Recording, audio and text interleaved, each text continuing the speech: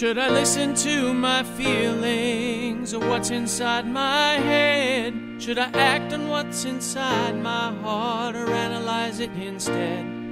It's hard to know the answers.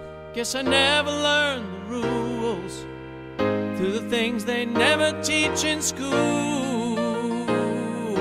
Right from wrong, wrong from right.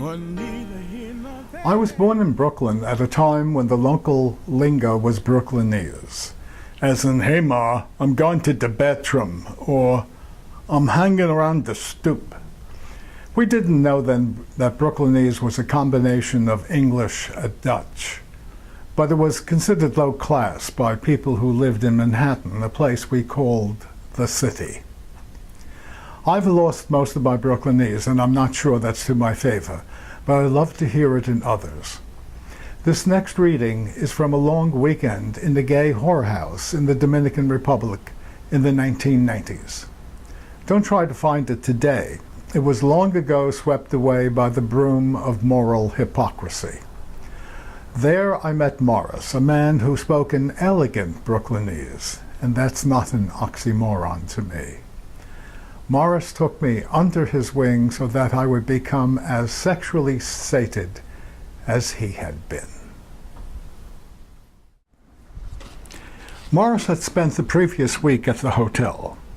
He pointed out every boy he went to bed with, told me the size of the boy's penis, and what they did in bed, information I had not asked for. That was one of the wonderful things about Morris. He gave you all the relevant information before you asked. Morris got fucked at least 3 times a day. "Oh my God, oh my God!" I would often hear him yelling from his room as I walked through the hall. Being the perfect Jewish mother, he took it upon himself to make sure I would end up as sexually sated as he. He particularly wanted me to meet Deep Throat, a young man who had become a veritable legend at the hotel, whose oral skills were so widely acknowledged that the grown-ups spoke about him in hushed tones. I had fantasies of being swallowed whole, only one arm still free, trying to grasp hold of something, anything, in order to prevent me from disappearing completely down his python-like throat. "We're going to the disco to find Deep Throat," Morris said one night. The local gay disco was a long taxi ride from the hotel. It had a very small dance floor and a terrible sound system, but it was filled with well-dressed, sexy, energetic, friendly Dominicans.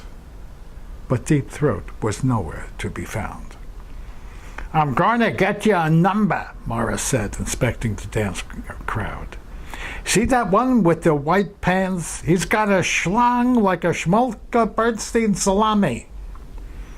Morris held his 2 index fingers a foot apart for emphasis, just in case I had never seen a Schmolka Bernstein before. He was off in a flash, taking my silence, or rather ignoring it, as permission. Seconds later, Jose appeared at my side, the outline of his Schmolka Bernstein prominent underneath his white pants.